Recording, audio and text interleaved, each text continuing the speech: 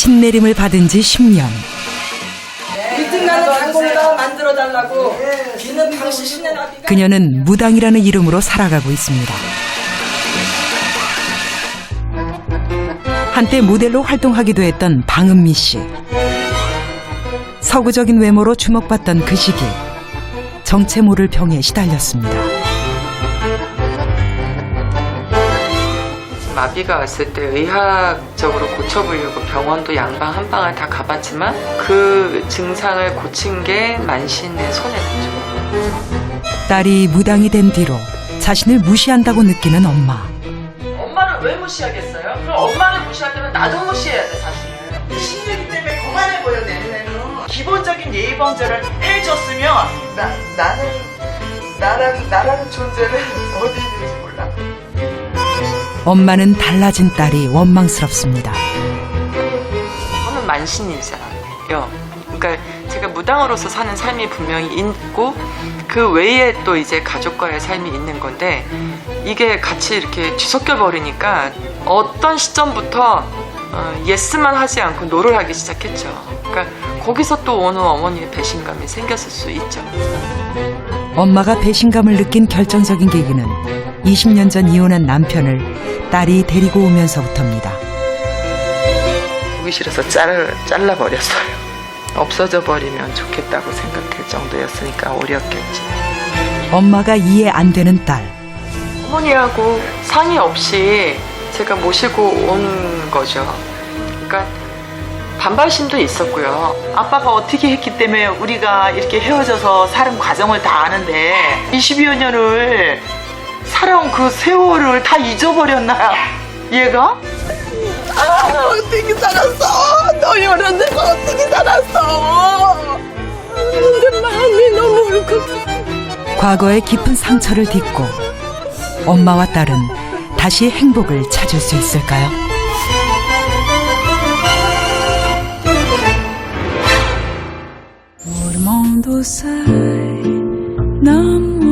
옛 타이 왕국의 수도였던 치앙마이.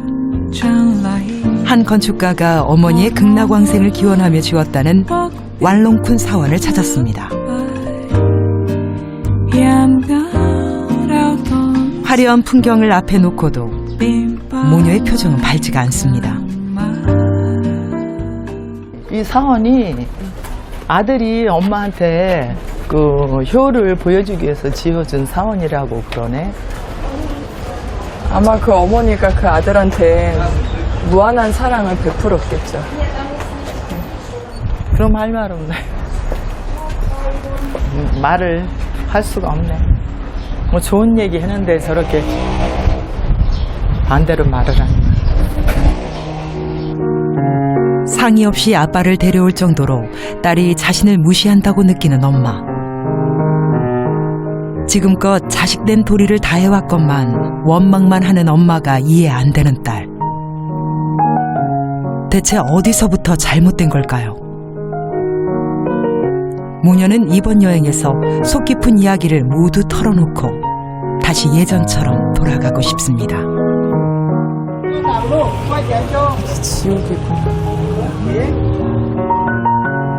무병에 걸려 지옥 같았던 시간이 파노라마처럼 스쳐갑니다.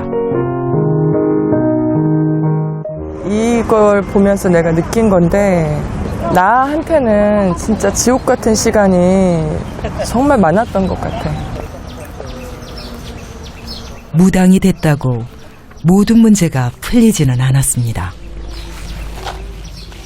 네가 신을 모시고 나서 엄마를 무시하는 것 같은 느낌이 들었어, 엄마는. 그래서 그때부터 상처를 받기 시작한 거야.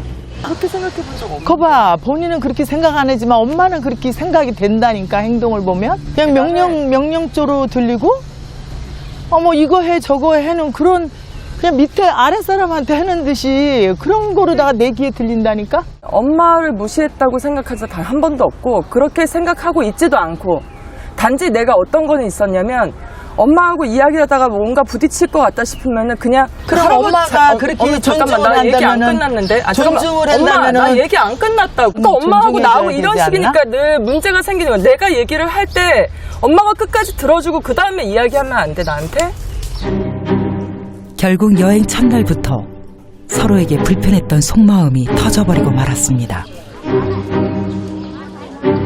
20살 초반 때부터 이제까지 솔직히 아버지가 안 계신 그 부재했던 자리를 내가 채우면서 집이 몰락하면서 그다음부터 나는 현실 속에서 전쟁처럼 살았어. 뭐를 어떻게 최선을 다해서 나한테 했는데 나 이미 그렇게 말하면 나는 늙어버렸는데 엄마하고 얘기할 얘기 없어. 엄마는 아빠를 모셔온 게 불만이지만 남의 아픔을 돌보는 무당이 자신의 부모를 거두지 못한다는 게 늘 마음에 걸렸습니다.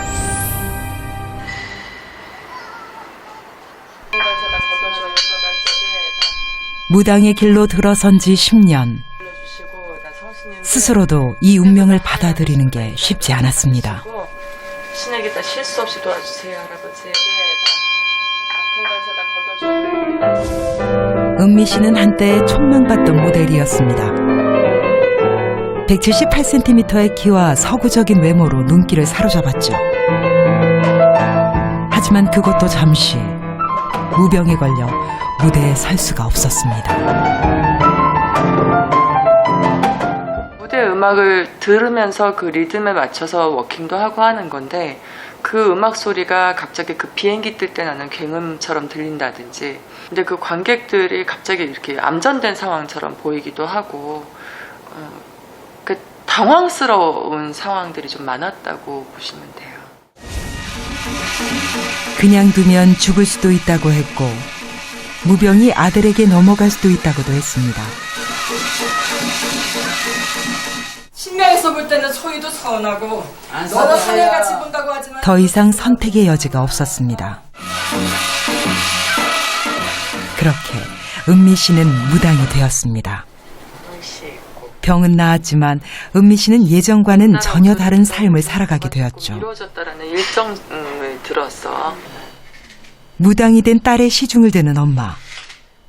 우리 선생님은 상담하시느라고 시간이 없잖아요.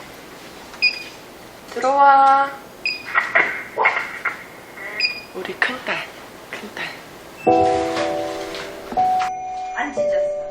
은미 씨는 제자인 신딸 둘을 두고 있습니다. 신딸들이 찾아오면 은미 씨에게 엄마는 안중에도 없어 보입니다. 이럴 때마다 소외감을 느낀다는 엄마.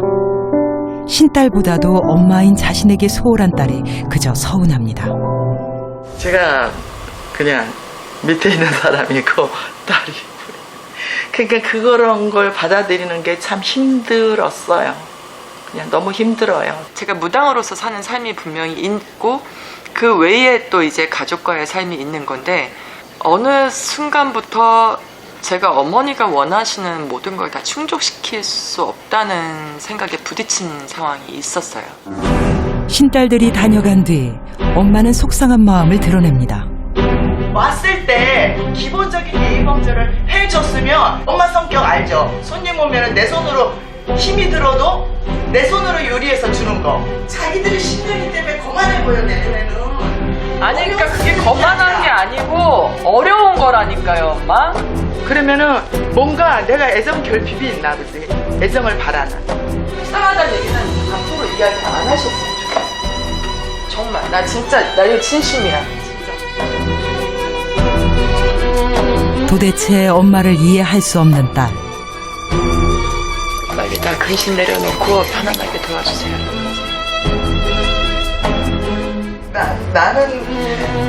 나라는 존재는 어디 있는지 몰라. 엄마는 딸을 뒷바라지해온 세월이 원망스럽습니다.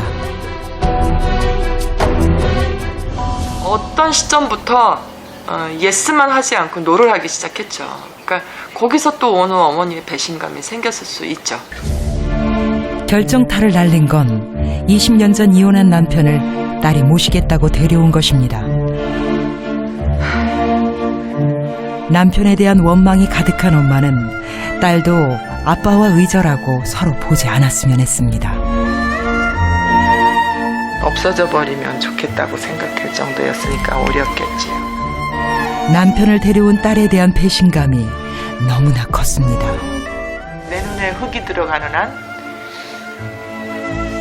저 사람은 다시는 안 볼 것이고 절대 용서 죽을 때까지 안 하려고 마음 먹었어요. 바람이 나서 나가셔가지고 무슨 딴 살림을 차리신 것도 아니고 무슨 노름이나 도박을 해서 돈을 없애신 게 아닌데 이제 홧김에 모시고 온 것도 있어요, 솔직히. 직장을 다니던 아버지가 사업에 뛰어들어 실패하면서 집안은 몰락했고 부모님은 이혼을 했습니다. 당시 엄마는 심하게 남편의 사업을 반대했습니다. 망할 게 뻔한 사업만 계속 한 3-4번 정도 바꿔가면서 그거 안 되면 또 다른 거, 그거 안 되면 또 다른 거 하면서 거의 바닥을 쳤죠. 그래 나중에는 집까지, 아파트까지 팔 수밖에 없는 지경이 된 거예요. 단돈 500만 원을 가지고 그 반지하에 있는 방 2칸짜리 집을 얻고 살림살이, 세간살이를 가장 최소한 필요한 것들만 챙겨서 거의 피난 나오다시피 집을 얻고 한 상황에서 어떻게 뭐 내가 가장이 된 거지 뭐 이런 고민할 새도 없었고. 그때 은미 씨의 나이 20살. 일남 이녀 중 장녀였던 은미 씨는 당시 초등학생이던 막내까지 건사해가며 생활전선에 뛰어들었습니다.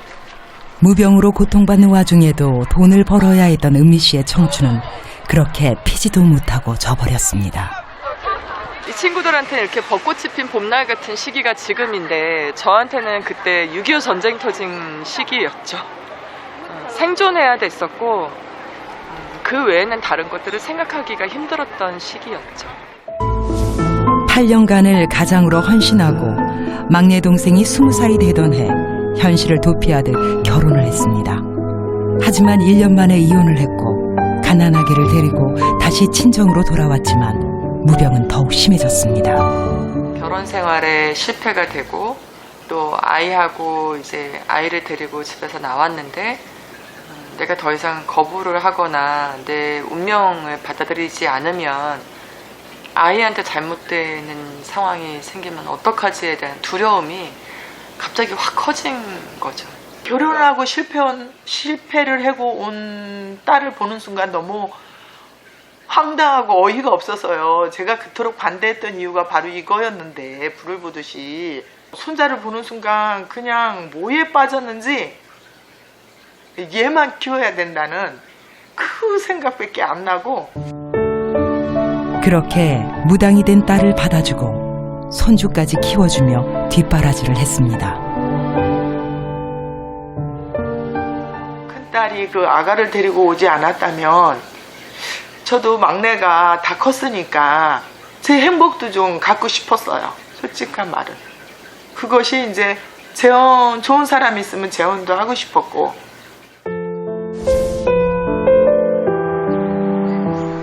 딸을 위해 희생했던 엄마의 마음도 몰라주고 상의 없이 이혼한 남편을 데려왔으니 딸에게 배신감을 느낀 겁니다.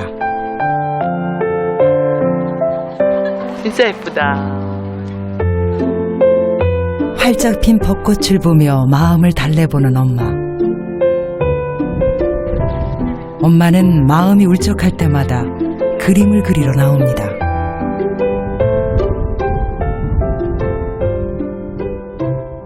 딸하고 트러블이 났을 때 일단 마음에 상처가 크잖아요. 뭘로도 치유될 수 없어요. 그럼 이렇게 하고 챙겨가지고 나와서 앉아서 이렇게 스케치하거나 바람, 물, 또 이런저런 걸 보고 나면요, 들어갈 땐 웃으며 들어가요. 엄마의 꿈은 만화가였습니다. 부모님의 강요로 원치 않는 결혼을 하면서 꿈은 산산조각이 났고 아내로 며느리로 엄마로만 살아야 했습니다. 결혼이 부모님에 의해서 결혼 사진을 제가 찢어서 없지만 결혼 사진 보면 도살장에 끌려가는 여자의 얼굴이에요.